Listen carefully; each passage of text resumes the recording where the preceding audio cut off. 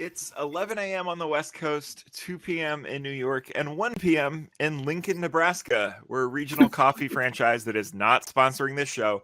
Just set the record for the world's largest cake ball at 848 pounds. Wherever you are, put your phone on Do Not Disturb, treat yourself to a snack and a beverage. It's time for a coffee break. Hi, I'm Alex Jonathan Brown. I'm a senior copywriter here at Iron Horse, and today we're talking about buyer groups, buying personas, ICPs, and where all those things fit into your sales process. And to help us make sense of it all, here on opening day, we've drafted a lineup of a couple of heavy hitters. TechTarget VP, Customer Enablement and Data Strategy, Dara Such, and Iron Horse Chief Growth Officer, Monica Benke. Thanks for joining us, everybody. Thank you. Thanks, Alex. So I could see you're already confused about personas, buying groups, and ICPs. It's just hard to get out of your mouth. The words are hard to say. It's not, I didn't make them up. It's not my fault. But that is actually a really good place to start. I think those terms specifically are things that if you're in marketing, in sales, you've heard them, you throw them around, but it's often really easy just to use them as terms and not really define what we're talking about. So can we start there? Buyer personas, buying groups, what is the real difference? Monica, you want to take this one, or? I was going to say, no pressure. I'm happy to. First of all, these things are not interchangeable. A lot of people use them generically and interchangeable. And before I even start the definitions, I'm going to give you our definitions. Whatever you use in your own company, my advice is write it down and make sure everybody uses it the same way. It's kind of like campaign and program, and people use them differently and they mean different things. If everybody means the same thing, your conversations are going to be so much more robust and things are going to go faster. So for me, personas, just to start there, personas are about individuals, and it's the way that in B2B we want to describe an individual. And there's lots of ways and lots of dimensions that you can use with describing individuals. It's certainly more than just their title. It's also about their role. It's also about the most important part, their needs. It's about their watering holes. It's about their language. I had a company I worked for, and we made graphics cards, also known as video cards. And we spent a long time trying to figure out which word and which way people talked about it. Because if we chose the wrong one, then people would maybe not resonate with what we were saying. All of that is to say that our personas and the value of the personas is very much about, how do I talk to people? How do I make it resonate with them? What's the content? What's the language? Where are they going to find it? Buying groups are a collection of personas that are going to work together in order to solve an internal problem with some kind of solution, or they're going to buy something. Generally, when we think about buying groups, I tend to categorize them in roles. There's the champion role, there's the decision maker role, there's the financial person or ratifier role, there's influencer roles, and you may have different titles and different personas, and you may have multiple individual personas playing one role. Think about influencers. It could be an influencer within your company. It's the technical person. It's the procurement person. Could be an influencer outside of your company. Maybe it's an OEM, or maybe it's a consultant or an analyst.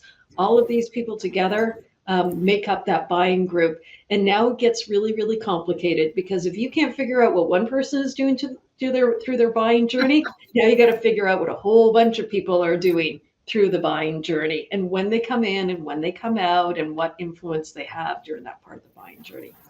Dara, what else would you add to that? I love that. I think your buying group definition is so approachable, and as groups of personas, because folks are pretty familiar with personas. I always think of personas as an archetype. It is it's a compilation of what you believe your core buyer may be, and multiplying that across all of the constituents that end up being involved in a decision, that can start to build out your buying group.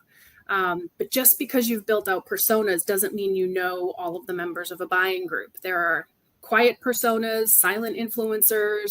There's folks like that who can obviously play a key role. And you brought up consultants, OEMs, partners, right? Those are all key areas where I think folks often forget they can play a very key role in steering how decisions are made for tech purchases today. Yeah, in some cases, they are the decision makers. We're working with a company right now in health insurance. And if you know anything about that market, the broker is actually more the buyer than the actual client. It's like you sell to a broker, and brokers are very specialized, and they're the ones that are going to make a recommendation, but their recommendation is really close to a decision. And if you are going around those people, and people in that industry know that, but there's a lot of places I worked with clients where they didn't realize how much a partner, an implementation firm was really behind the decision. Yeah, even my father actually made a career out of doing that as a consultant, and he has been engaged for decades. And while things certainly change, often the decision for shortlisting who is ultimately going to be chosen as the vendor of choice is completely outsourced to a group of consultants or individual consultants. And it always pains me a little when folks are limiting their focus on specific titles, or they're excluding people when they have such an opportunity to influence those folks. Otherwise, they're just going to go with who they know. And it's really hard for disruptive vendors, emerging vendors, folks with new and different technologies to really get a seat at that table. Yeah. I love the way that you phrased it, like the silent influencer. It reminded me of a client that I worked with where they were targeting chief sales officers, chief revenue officers, like pure line of business. But it was a piece of technology that they were targeting at this chief sales officer. And they went back and looked at all of the deals that they had done, because they were starting to look at who was actually in our buying group. And they found out that in 100% of the deals, at the last part of the buying journey, IT came in. Right. And it's like there wasn't a single deal that you didn't have to have IT as part of it, but they would just kind of ignore it. And then all of a sudden these deals would stall and they'd have to get over that hump. And so once they recognized that this was part of the buying journey, they went, okay, now we have to your point, we have to open up the aperture and say, how do we include them in our support of buyers going through the journey, whether it's helping the salesperson have the conversation with the IT person, or going directly to the IT person, or putting it in language for the IT person, or creating awareness, whatever the situation is. But it wasn't the person that the salesperson was talking to. It was happening in the background, but it was stalling deals, and it was amazing. It was 100% of the deals. And they looked at a wide swath of their clients. Yeah, it really is so dependent on what market or patch of the technology space that you're looking at. I mean, the composition of these personas and buying group members can be so dramatically different. That's why it's so important to understand, tap into folks who have visibility in what those roles are.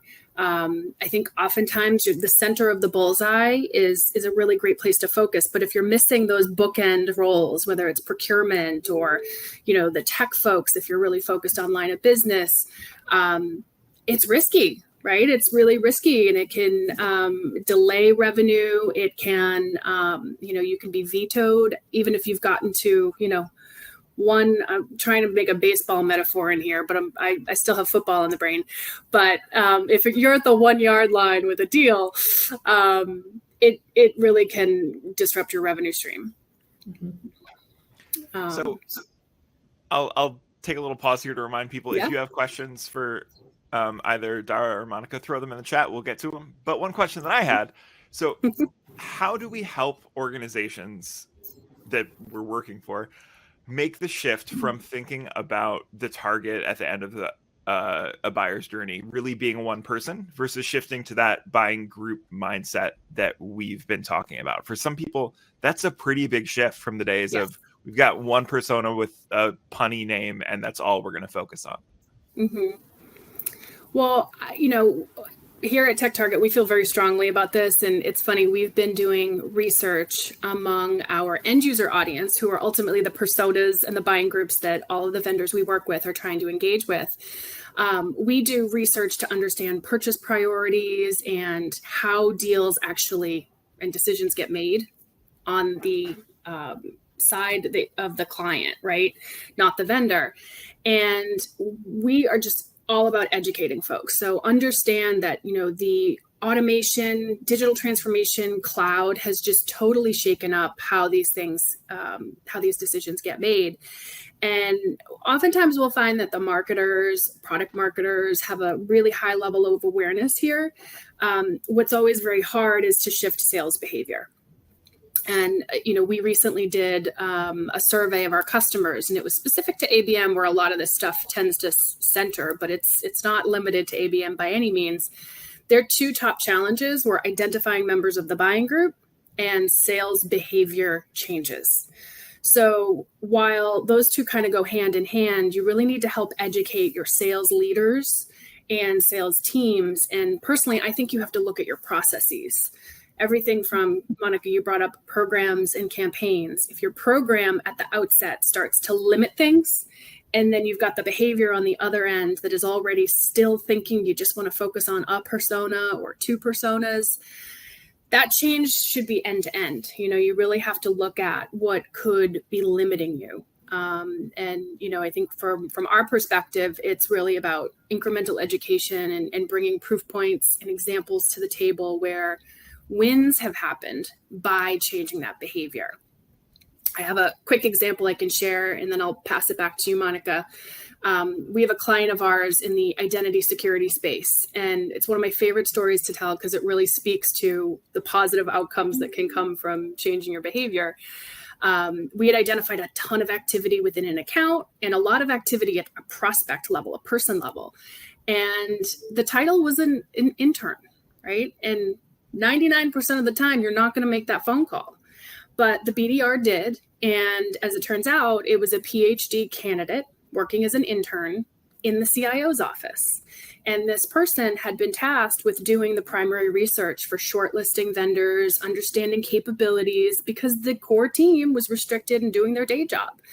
And that person brought all of that research to the table for the buying group to be inputting and evaluating it. So this intern was actually a silent, potentially, member of the buying group that I would say, 9 out of 10 times no one would pursue. But what happened is that phone call allowed them to get a face-to-face meeting with the CIO, and it ultimately turned into a $400,000 net new customer. So find those kinds of deals, that was an extreme example, but there are going to be people who fall outside of that core persona set that are key influencers. Monica, you just brought up an example. You have to sort of prove it out. And sometimes it means, get one seller, one BDR to try and change their behavior, get them to earn some credibility on behalf of the rest of the team. Because sometimes when you're telling sales to do things differently, they're not going to really respond well to that. I think, God, there's so much in there. To extend your thought, one of the things when you were talking about, it's an intern. I mean, who would have called the intern? We often also sometimes, and I want to separate the buying group for a net new purchase, a first-time purchase, versus the buying group for either a cross-sell or a retention. And a retention renewal, because the shift happens during that time. And oftentimes one of the key persona or persona groups that shifts is the users. And, we think about who the buyer is and who the user is. We were talking to a company the other day that is in lab equipment. And they're like, yeah, we talk to scientists and researchers. And I said, well, who actually makes the decision? It's like the lab director does. But they are taking their cues from the people that are actually using this equipment, who are in the persona of the lab director and their needs of, I need lab efficiency and I need to make sure my capacity is there and I need to make sure my staffing is right. versus the need of the scientist that's doing the work, that wants the right kind of calibration and the right kind of experience and everything. And in each situation, like, what is the weight and what is the influence of each of those on the users? Is it a completely economic decision, or is it a user-based decision? And I think your example, that's a great example. This is a different flavor of the same kind of thing. Who is in there as well? I've personally seen what you just described too happening in specifically in electronic health technology areas, where there's typically a liaison who works hand in glove with the users of the technology, doctors, nurses, whoever is in the radiology lab, to make sure that whatever gets purchased by the tech department can actually be used by these people in a practical setting. If it's got too many bells and whistles or is too hard for the folks in the field to really use, they need a seat at the table, and they're not going to get that, but that's what that liaison role is. And so that very similar dynamic to what you're saying here, and some of those titles might fall outside of what a persona is defined as, and it's a miss, right? It's such an opportunity miss. So I love that you shared that one, because I've also experienced that. I want to dig into the sales piece as well. It's funny because when you said that, I started my career as a salesperson, and one of the very early lessons that I learned was I had this one buyer, and everything I said to the buyer, they said yes. It's like, oh, you should buy more of this. And they're like, yes, you should do this. Yes, yes. And then at the very last minute, I lost the deal. And I lost the deal because I had one contact in that sales. And this is way before the internet. It's like, I was on the premise of the thing. And I didn't know anybody else. I knew the one guy. Yeah. So I didn't even have any recourse to go over to the CFO and make my case, or over to somebody else. I had one guy I was talking to, and I was really early in my career, and I learned that lesson so hard that I need to have all of these different contacts, in my sales, in my situation, and the deal and the opportunity that I'm working on. And I find it funny that salespeople don't kind of intuitively know that, or they do intuitively know that, and we're not putting that back into the systems. We're not closing the loop. Right. So marketing that can then, learn from it. Here are the other people I'm talking to, because salespeople are a great source of that information, or just sharing it so we can do something with it. Hey, they're not going to buy this year, but maybe next year, let's keep them warm. What's your, and how do you change that? So what's your thought and experience in terms of that change management? That's part of your title, right? No, I love that. So it's funny. I too came from a sales background. So, it's in my blood. I know the behaviors. I did them myself, right? I think there's a few areas to this, and you bring up surrounding buying groups, but at the same time, we have to find a happy medium, right? We don't want to end up calling down a list of 100 contacts, right? That's not effective. That's not efficient. We don't want to put all of our eggs in one basket by only looking at the VP of fill in the blank.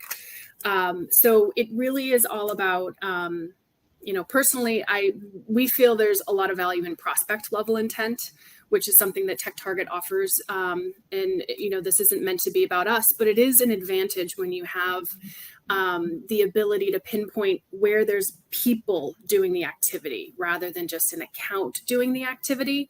So that can help you go from a really wide net to an informed net. And that's first and foremost, you're going to be a lot more effective there. The other thing is kind of an operational optimization. How many individual contacts are typically associated with an opportunity? It's still one, right? And if the buying group is between 6 and 9 people, depending on what kind of deal you're working, we need to start behaving that way in the systems, to your point, because it needs to get fed back so you can identify those areas where deals get stalled, or, oh, wow, this persona or this title or this individual keeps popping up in these deals, and we're either winning them when they're present or we're losing them when they're present.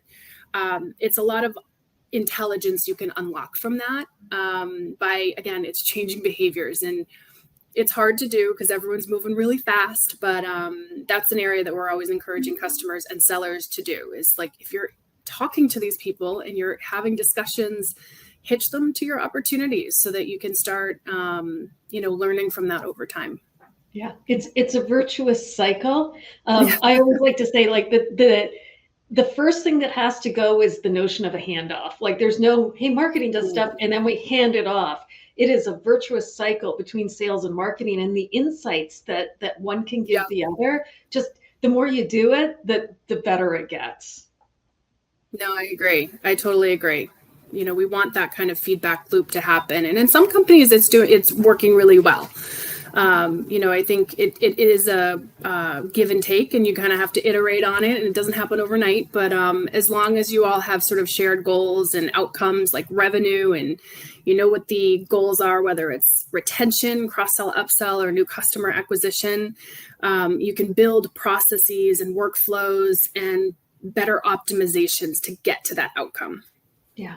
Well, do you know what? As a former salesperson, somebody said, Alex. No, yeah, I was just going to say, as a former easy. salesperson, if somebody told me you don't have to do cold calls anymore, I mean, I literally drove to people's places of business. You're going to have really nice warm accounts, and you're going to be able to build relationships and close deals. I would be like, I'm in. And it's also, so on the marketer side of things too, it is so to get out of that fear of, as soon as a lead gets in our system, our salesperson's going to want to call them because they downloaded a PDF one time.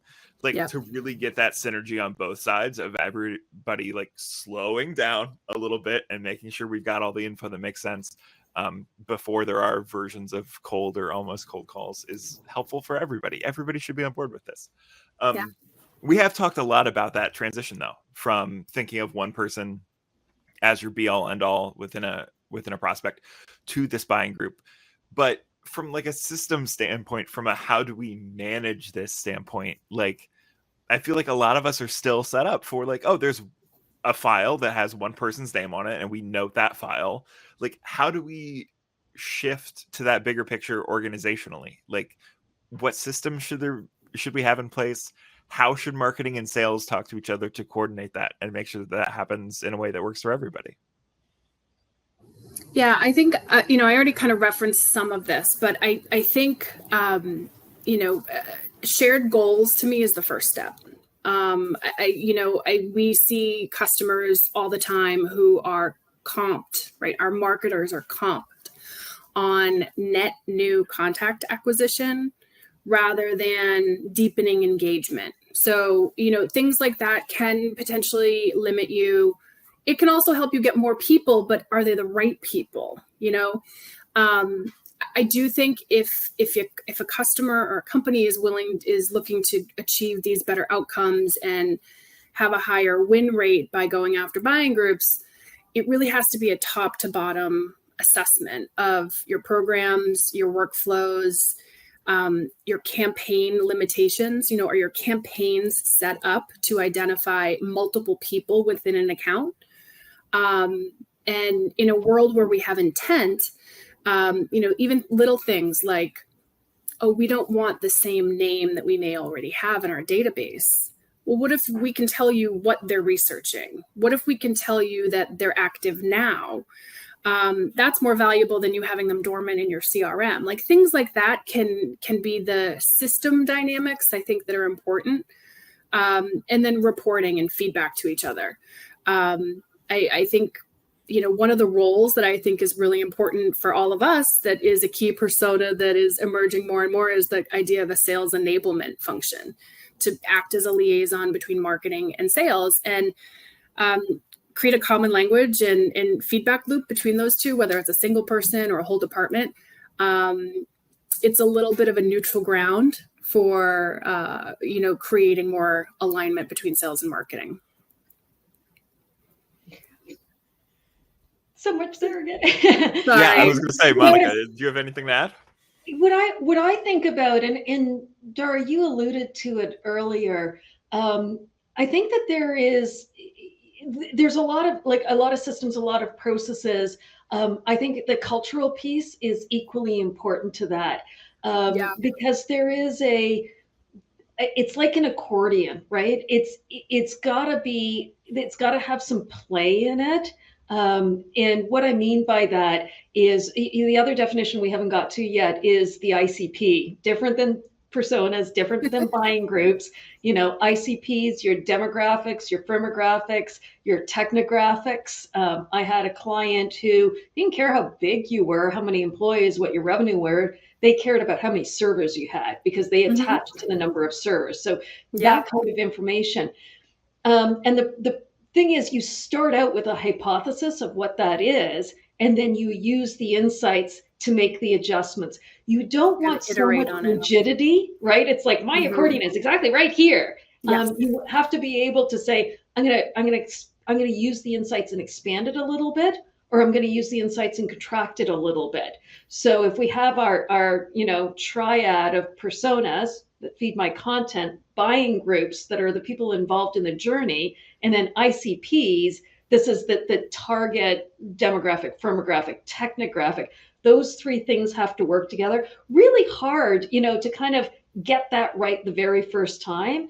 But the great thing is, if you set your systems and your processes up, to your point, Dara, correctly, you're going to have the ability to be that accordion, pull it out a little, push it in a little bit, not, huge swings, but not so rigid, like not starting so rigidly that you miss it. Otherwise, it's kind of a self-fulfilling prophecy. I only see people that look like this because that's my hypothesis, and I'm missing everybody else.